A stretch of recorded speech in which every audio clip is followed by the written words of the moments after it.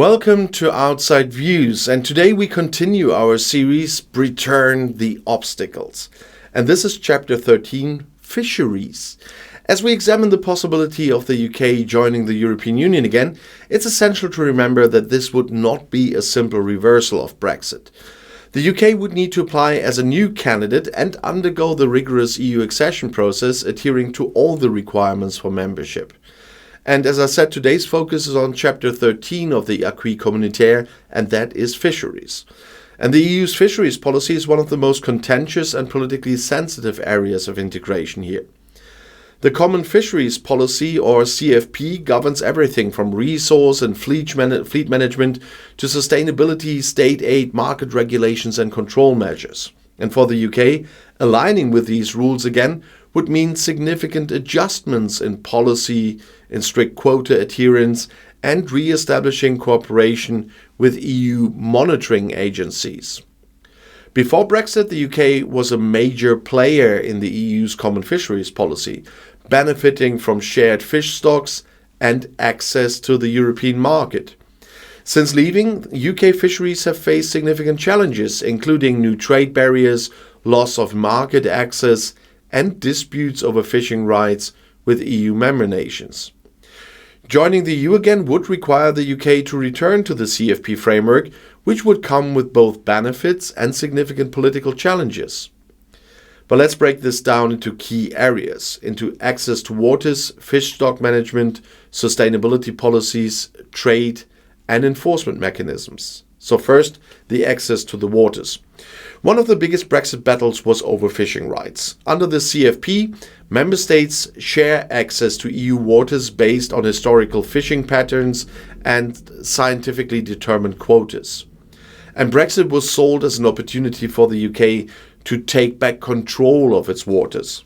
However, post-Brexit agreements have not delivered the expected gains, as many UK fishers face reduced access to key EU markets and complex trade barriers. Joining the EU again would mean reopening UK waters to EU vessels under shared quota arrangements. This would likely be politically contentious, as the fishing industry remains a highly symbolic sector despite its small contribution to GDP. And second, fish stock management. The CFP aims to prevent overfishing and ensure long-term sustainability of fish stocks. It sets annual quotas based on scientific assessments and negotiates so-called total allowable catches, or TACs, for different species. And post-Brexit, the UK has sought to set its own quotas, but this has led to disputes with EU countries and problems with enforcement. Joining the EU again would require the UK to accept CFP quotas, which might limit its ability to determine national fishing policies. However, it would also offer the advantage of collaborative fish stock management, ensuring that overfishing is prevented through coordinated efforts with neighboring states. And sustainability policies are another key area. The EU's fisheries policies include strict environmental regulations, including the discard ban, which prevents fishers from throwing back unwanted catches. The UK has diverged from some EU environmental policies post-Brexit, leading to concerns about long-term sustainability. Joining the EU again would require the UK to reintegrate into environmental protection frameworks such as the Marine Strategy Framework Directive and the Habitats Directive. And this would involve adopting stricter conservation measures and reintroducing EU sustainability funding for coastal communities and fisheries modernization projects. Trade remains one of the most critical aspects of fisheries policy. Before Brexit, the UK exported the majority of its seafood to the EU, benefiting from tariff-free access to the single market. Since Brexit, new customs checks, paperwork requirements and border delays have caused severe disruptions, particularly for shellfish exporters. Many small fishing businesses have struggled with the added bureaucracy and increased costs. Joining the EU again would remove these trade barriers, restoring seamless market access and reducing administrative burdens on exporters. However, it would also mean accepting EU sanitary and phytosanitary rules, ensuring compliance with strict food safety and traceability standards. Another key component is enforcement and control. The EU has a comprehensive monitoring and control system to prevent illegal fishing and ensure compliance with quotas. And this includes the European Fisheries Control Agency, or EFCA, which coordinates inspections and surveillance. Post-Brexit, the UK has had to set up its own enforcement mechanisms, but cooperation with the EU remains essential due to shared fish stocks and overlapping waters.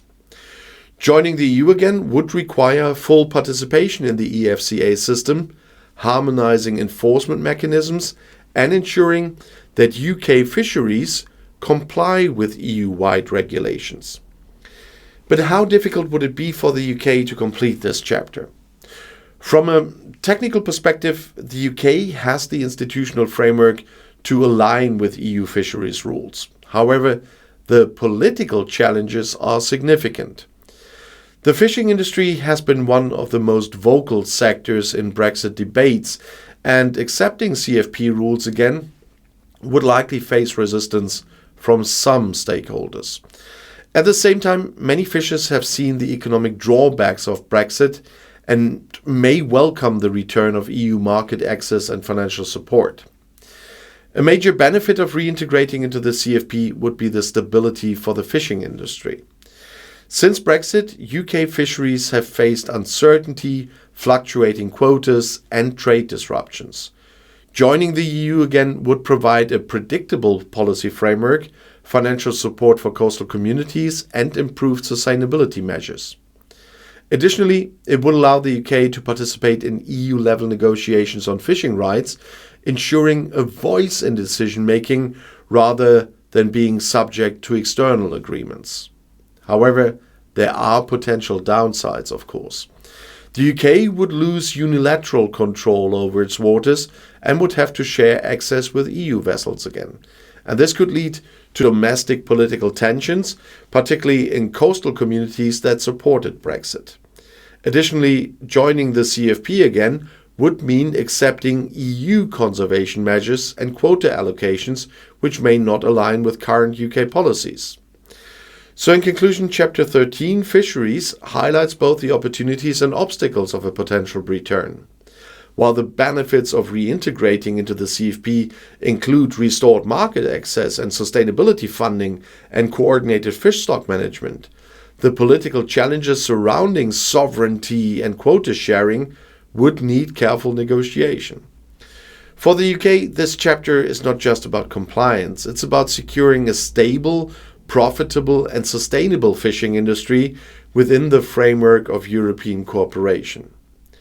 So thank you for joining me on this 13th step in our exploration of the obstacles to Briturn. And if you found this analysis insightful, please like the video, share it, and subscribe to Outside Views for more in-depth discussions on the policies in our post-Brexit world. And of course, let's continue the conversation in the comments below the video.